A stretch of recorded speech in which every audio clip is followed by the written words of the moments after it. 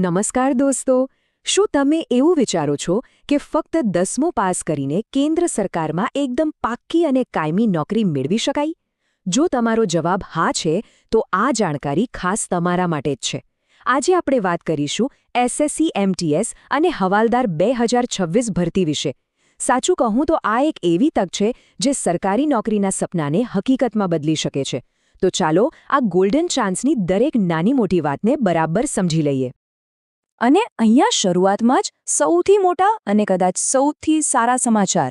હવે આ પરીક્ષા આપવા માટે અંગ્રેજી કે હિન્દીની કોઈ જ મજબૂરી નથી. હવે આ પરીક્ષા આપણે આપણી પોતાની માતૃભાષા એટલે કે ગુજરાતીમાં આપી શકીશું. સાચે જ આ એક બહુ મોટો બદલાવ છે જે ગુજરાતના હજારો યુવાનો માટે સરકારી નોકરીના દરવાજા ખોલી નાખશે. એક વાત મગજમાં બરાબર ફિટ કરી લેજો. આ કોઈ કોન્ટ્રાક્ટ પરની કે ટાઈમપાસ નોકરી નથી. આ કેન્દ્ર સરકારની ગ્રુપ સી કેટેગરીની એકદમ પાક્કી પરમનન્ટ નોકરી છે, જેનો સીધો મતલબ છે જોબ સિક્યોરિટી અને સ્ટેબલ ફ્યુચર. તો સ્વાભાવિક છે કે મનમાં પહેલો સવાલ એ જ આવે કે ભાઈ, આ નોકરી માટે કોણ અરજી કરી શકે? શું આપણે એના માટે લાયક છીએ? ચાલો આ ભરતી માટેની લાયકાતના જે માપદંડો છે એને ડિટેલમાં સમજીએ. શૈક્ષણિક લાયકાતની વાત કરીએ ને, તો અહીં કોઈ મોટી ડિગ્રીઓની જરૂર જ નથી. લાયકાત એકદમ સિમ્પલ છે. કોઈ પણ માન્ય બોર્ડમાંથી ફક્ત 10મું ધોરણ પાસ. બસ તમે પાસ થયેલા હોવા જોઈએ. ટકા ભલે ગમે તેટલા હોય, એની કોઈ ચિંતા કરવાની જરૂર નથી.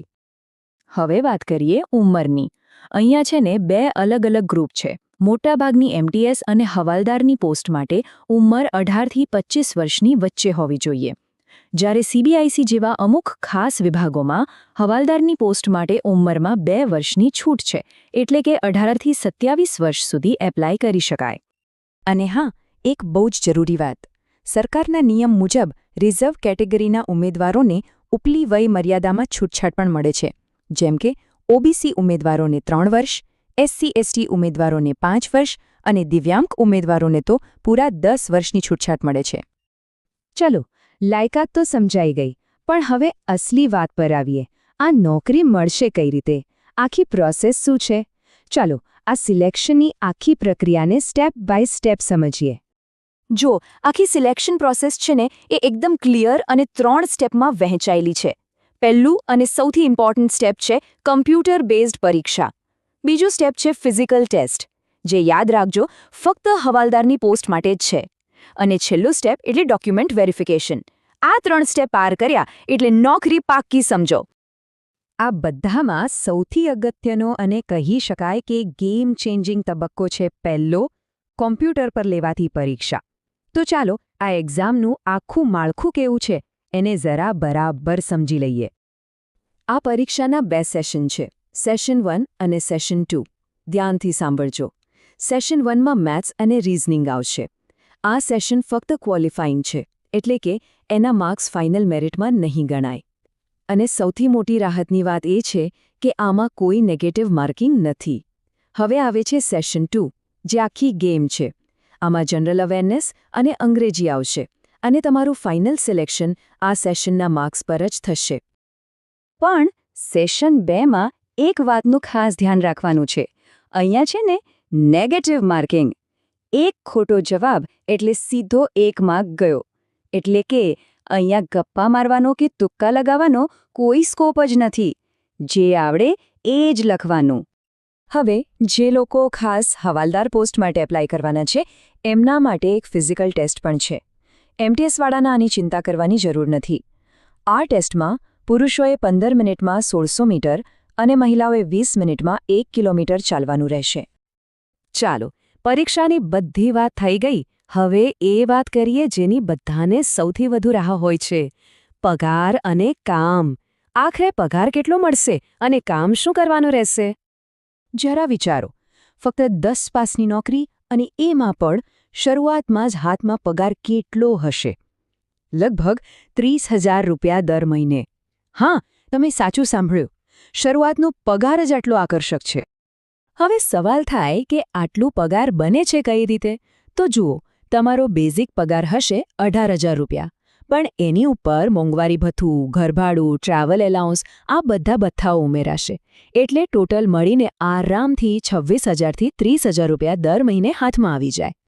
સારું, પણ કામ શું કરવાનું? અહીંયા 2 ટાઈપની જોબ પ્રોફાઇલ છે. જો MTS એટલે કે મલ્ટીટાસ્કિંગ સ્ટાફ બનો તો તમારું કામ મોટે ભાગે ઓફિસનું રહેશે, જેમ કે ફાઇલ મેનેજમેન્ટ, કોમ્પ્યુટર પર કામ વગેરે. અને જો તમે હવાલદાર બનો તો તમારી ડ્યુટી ફિલ્ડ પર રહેશે, જેમાં કસ્ટમ્સ અને GST જેવા વિભાગોમાં સુરક્ષાની જવાબદારી નિભાવવાની હોય છે. ઓકે, તો હવે નોકરી વિશે લગભગ બધી જ ખબર પડી ગઈ. હવે સૌથી છેલ્લો અને સૌથી જરૂરી સવાલ: એપ્લાય ક્યારે અને કેવી રીતે કરવું? આ તકને પકડવી કઈ રીતે? ચાલો, એ પ્રોસેસ પણ સમજી લઈએ. અરજી ફીની વાત કરીએ તો એ લગભગ ના બરાબર છે. જનરલ, OBC અને EWS કેટેગરીના પુરુષ ઉમેદવારો માટે ખાલી ₹100. અને સૌથી બેસ્ટ વાત, બધી જ મહિલાઓ, SC, ST અને એક્સ સર્વિસમેન માટે એપ્લિકેશન એકદમ ફ્રી છે, કોઈ ચાર્જ નહીં. આ તારીખો તમારા કેલેન્ડરમાં અત્યારથી જ માર્ક કરી લો. ઓફિશિયલ જાહેરાત આવશે ફેબ્રુઆરી 2026માં અને પરીક્ષા એપ્રિલ-મે 2026ની આસપાસ લેવાશે. મતલબ કે તૈયારી માટે સારો એવો સમય છે, પણ શરૂઆત તો આજથી જ કરવી પડે.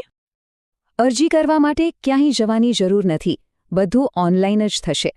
સ્ટાફ સિલેક્શન કમિશનની નવી ઓફિશિયલ વેબસાઇટ ssc.gov.in, બસ આના પર જઈને ફોર્મ ભરવાનું રહેશે. તો હવે બધી જ માહિતી તમારી સામે છે. એક બાજુ છે ફક્ત ધોરણ 10 પાસની લાયકાત અને બીજી બાજુ છે સેન્ટ્રલ ગવર્મેન્ટની પાક્કી નોકરી. હવે સવાલ એ નથી કે આ તક સારી છે કે ખરાબ.